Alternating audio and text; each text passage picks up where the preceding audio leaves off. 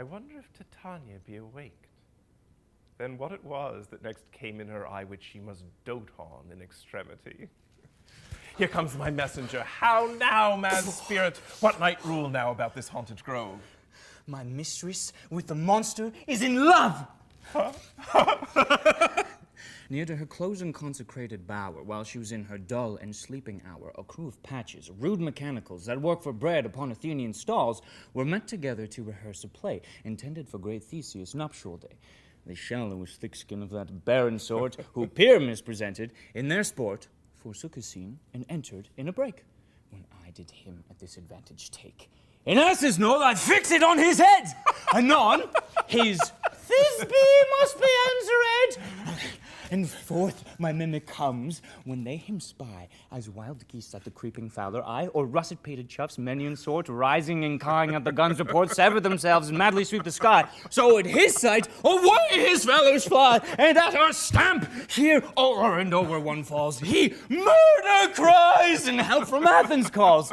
Their sense thus weak lost, with their fears thus strong, made senseless things begin to do them wrong, for briars and thorns at their apparel snatch, some sleeves, some hats from yielders, all things catch.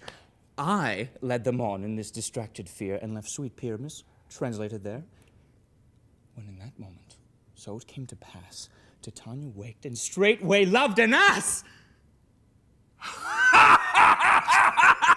Oh, this falls out better than I could devise. But hast thou yet latched the Athenian's eyes with the love juice, as I did bid thee do? I took him sleeping, that is finished too, and the Athenian woman by his side, that when he wakes, of force she must be eyed. Stand close. This is the same Athenian. This is the woman, but not this the man. Oh, why rebuke you him that loves you so? Lay breath so bitter on your bitter foe. Now I but chide, but I should use thee worse, for thou, I fear, hast given me cause to curse. If thou hast slain Lysander in his sleep, being o'er shoes and blood, plunge in the deep and kill me too. The sun was not so true unto the day as he to me. Would he have stolen away from sleeping Hermia? I'll believe as soon this whole earth may be bored, and that the moon may through the center creep, and so displease her brother's noontide with Antipodes. It cannot be, but thou hast murdered him. So should a murderer look, so dead, so grim. So should the murdered look, and so should I, pierced through the heart with your stern cruelty. Yet you, the murderer, look as bright, as clear as yonder Venus in her glimmering sphere. What's this to my Lysander? Where is he? Ah, good Demetrius, wilt thou give him me? I'd rather give his carcass to my hounds. Out, dog! Out, cur! Thou drivest me past the bounds of maiden's patience! Hast thou slain him then? Henceforth be never numbered among men. Oh, once, tell true, e'en for my sake. Durst thou have looked upon him being awake, and hast thou killed him sleeping? Oh, brave touch! Could not a worm, an adder, do so much? An adder did it, for with doubler tongue than thine, thou serpent, never adder stung. You spend your passion on a misprized mood. I am not guilty of Lysander's blood, nor is he dead, for aught that I can tell. I pray thee, tell me then that he is well. And if I could, what should I get therefore? A privilege never to see me more. And from thy hated presence part I so. See me no more, whether he be dead or no. There's no following her in this fierce vein. Here, therefore, for a while I will remain. So sorrow's heaviness doth heavier grow, for debt that bankrupt sleep doth sorrow owe, which now in some slight measure it will pay, if for his tender here I make some stay. What hast thou done? Thou hast mistaken quite, and laid the love juice in some true love's sight. Of thy misprision must perforce into some true love turned, and not a false turned true. Then fate o'errules, that one man holding troth, a million fail, confounding oath on oath. About the wood, go, swifter than the wind, and Helena of Athens look thou find. All fancy sick she is, and pale of cheer, with sighs of love that cost the fresh blood dear. By some illusion, see thou bring her here. I'll charm his eye against she do appear. I go, will come, I go. Swifter than arrow from the Tartar's bow.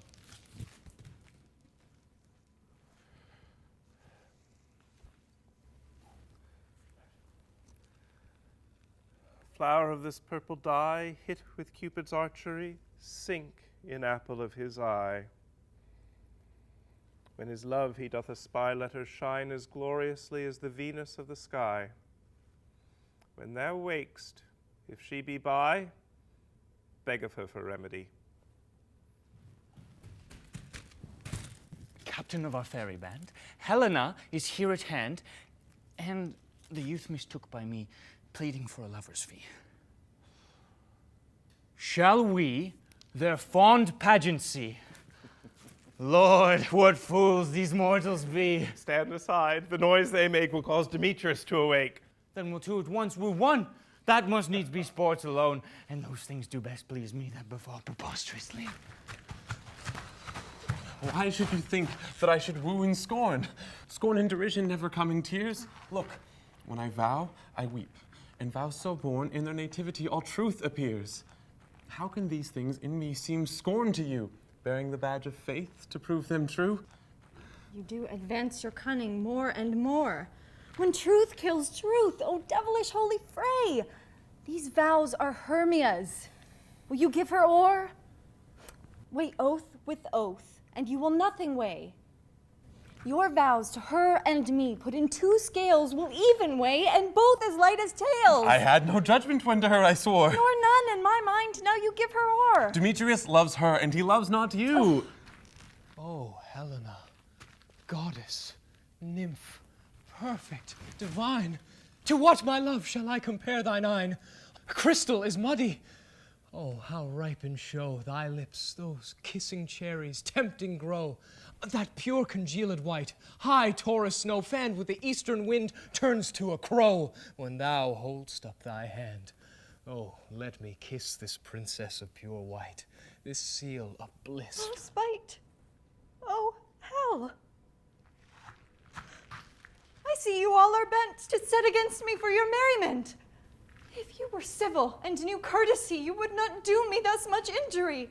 Can you not hate me, as I know you do, but you must join in souls to mock me too? If you were men, as men you are in show, you would not use a gentle lady so, to vow and swear and superpraise my parts when I'm sure you hate me with your hearts.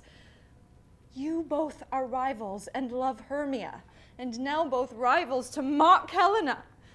A trim exploit, a manly enterprise to conjure tears up in a poor maid's eyes with your derision? None of noble sort would so offend a virgin and extort a poor soul's patience, all to make you sport. You are unkind, Demetrius. Be not so, for you love Hermia. This you know I know. And here, with all goodwill, with all my heart, in Hermia's love, I yield you up my part, and yours of Helena to me bequeath, whom I do love and will do till my death. Never did mockers waste more idle breath. Lysander, keep thy Hermia. I will none. If e'er I loved her, all that love is gone. My heart to her but as guest-wise sojourned. And now to Helen is at home returned, there to remain. Helen, it is not so. Disparage not the faith thou dost not know, lest to thy peril thou will buy it dear. Look where thy love comes. Yonder is thy dear. Dark night that from the eye his function takes, the ear more quick of apprehension makes. Wherein it doth impair the seeing sense, it pays the hearing double recompense. Thou art not by mine eye, Lysander, found. Mine ear, I thank it, brought me to thy sound.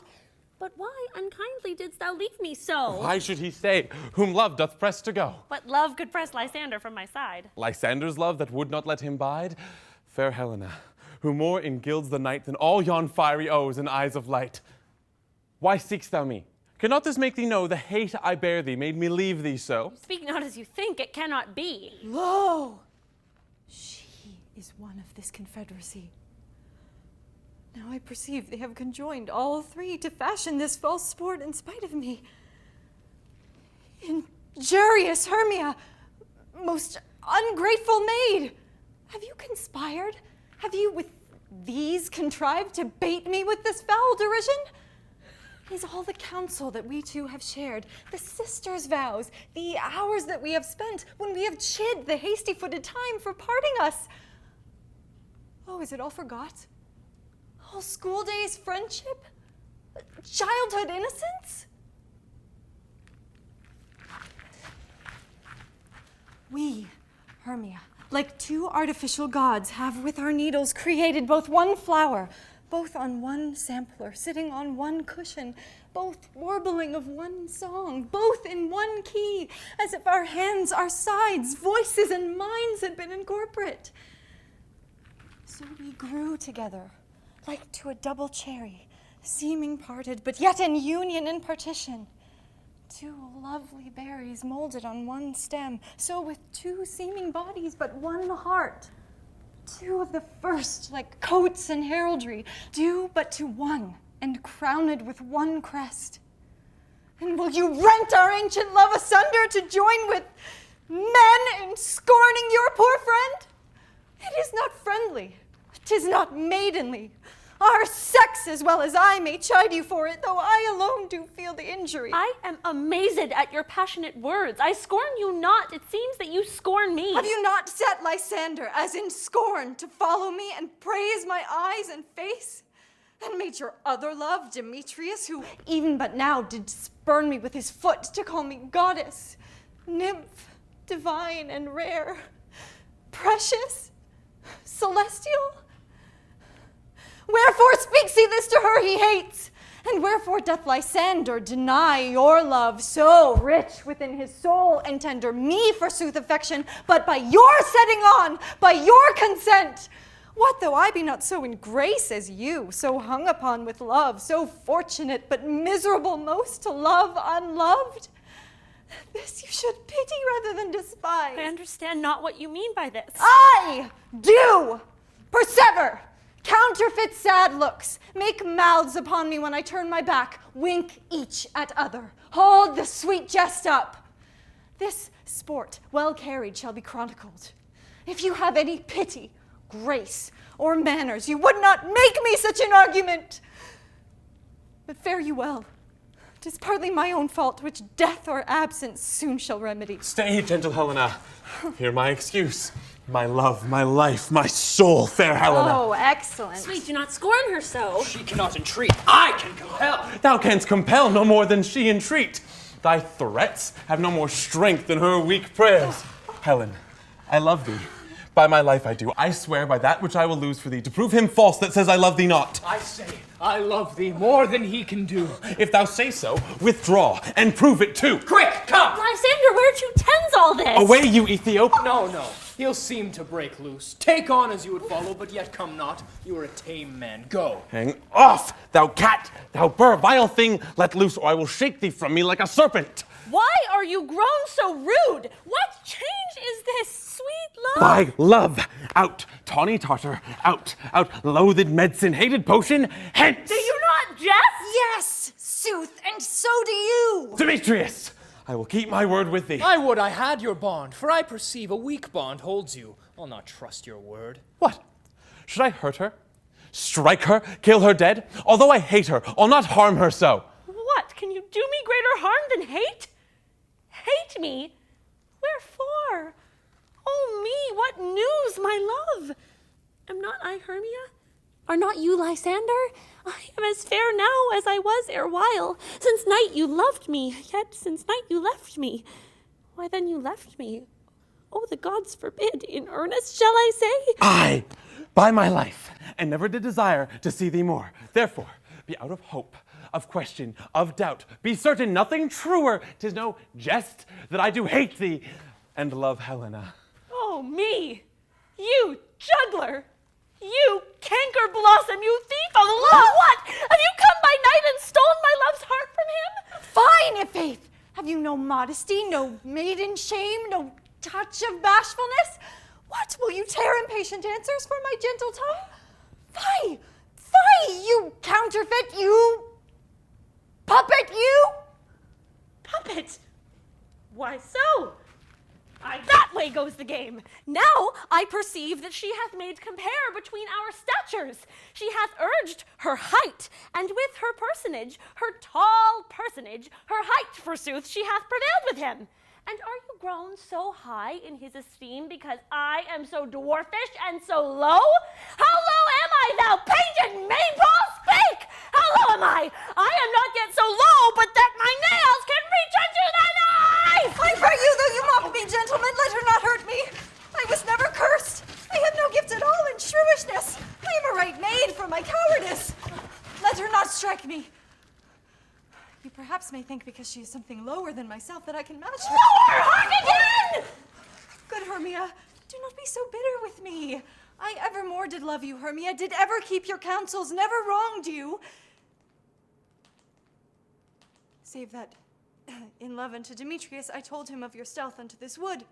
He followed you, for love I followed him, but he hath chid me hence, and threatened me to strike me, spurn me, nay, to kill me too.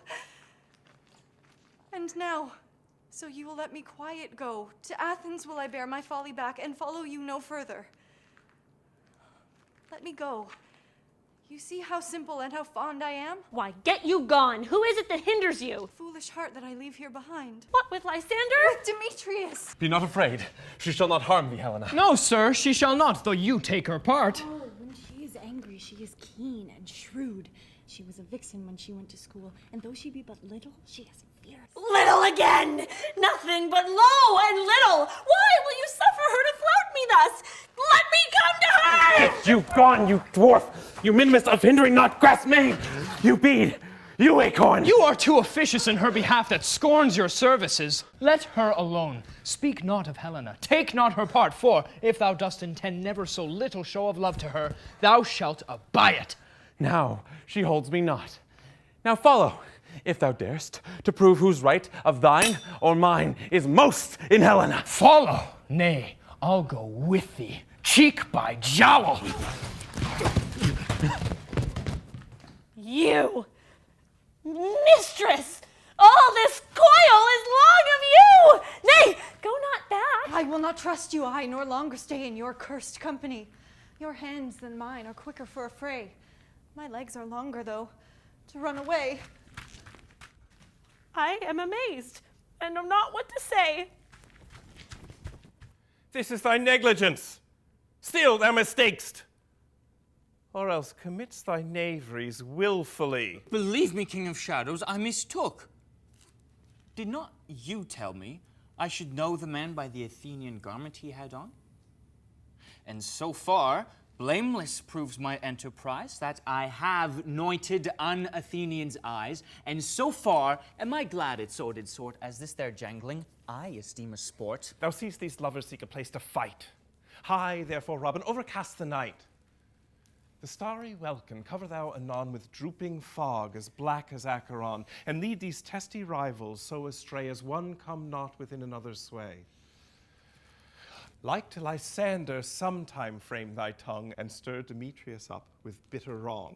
And sometime rail thou like Demetrius, and from each other look thou lead them thus, till o'er their brows death counterfeiting sleep with leaden legs and batty wings doth creep. Then crush this herb into Lysander's eye, whose liquor hath this virtuous property, to take from thence all error with his might, and make his eyeballs roll with wonted sight. When they next wake, all this derision shall seem a dream and fruitless vision, and back to Athens shall the lovers wend with league, whose date till death shall never end.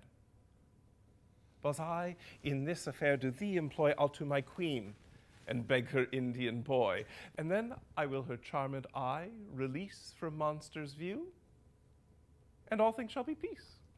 My fairy lord, this must be done with haste, for night's swift dragons cut the clouds full fast, and yonder shines Aurora's harbinger, at whose approach ghosts wandering here and there troop home to churchyards. Damned spirits all, that in crossways and floods have burial, already to their wormy beds are gone, for fear lest day should look their shames upon. They willfully themselves exile from light, and must, for I, consort with black-browed night. But we are spirits of another sort.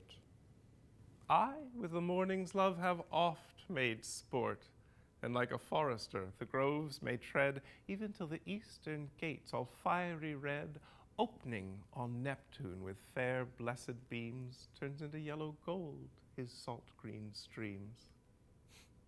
But notwithstanding, haste, make no delay. We may effect this business yet, ere day. Up and down, I will lead them up and down. I am feared in field and town. Goblin, lead them up and down! Here comes one. Where art thou, proud Demetrius? Speak thou now! Here, villain, drawn and ready, where art thou? I will be with thee straight. Follow me then, to plainer ground. Lysander! Speak again! Now run away, thou coward. Art thou fled? Speak! In some bush?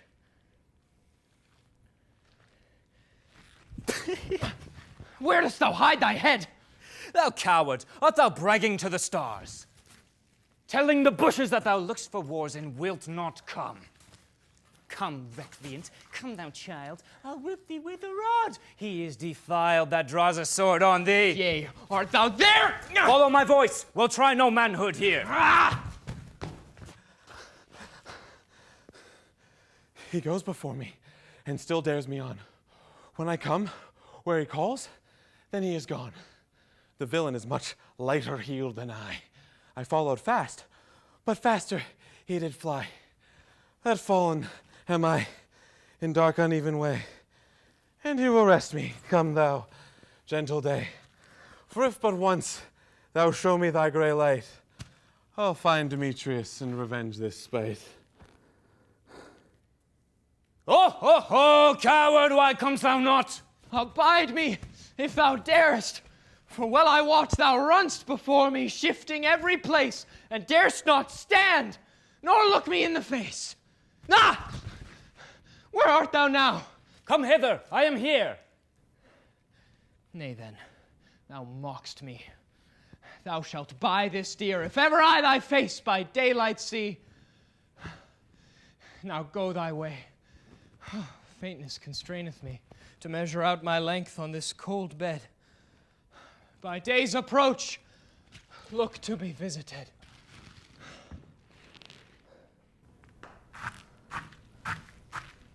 Oh, weary night, a long and tedious night, abate thy hour. Shine comforts from the east, that I may back to Athens by daylight from these that my poor company detest. And sleep, that sometimes shuts up sorrow's eye, steal me a while from mine own company. Yet but 3. Come one more, 2 of both kinds make up 4. Here she comes, cursed and sad. Cupid is a knavish lad, thus to make poor females mad. Never so weary, never so in woe, bedabbled with the dew, oh, torn with briars. I can no further crawl, no further go. My legs can keep no pace with my desires. Here will I rest me till the break of day. Heaven shield Lysander if they mean a fray. On the ground sleep sound. I'll apply to your eye, gentle lover, remedy. When thou wakest, thou takest true delight in the sight of thy former lady's eye. In the country proverb known, that every man should take his own, in your waking shall be shown. Jack shall have Jill, naught shall go ill. The man shall have his mare again, and all shall be well.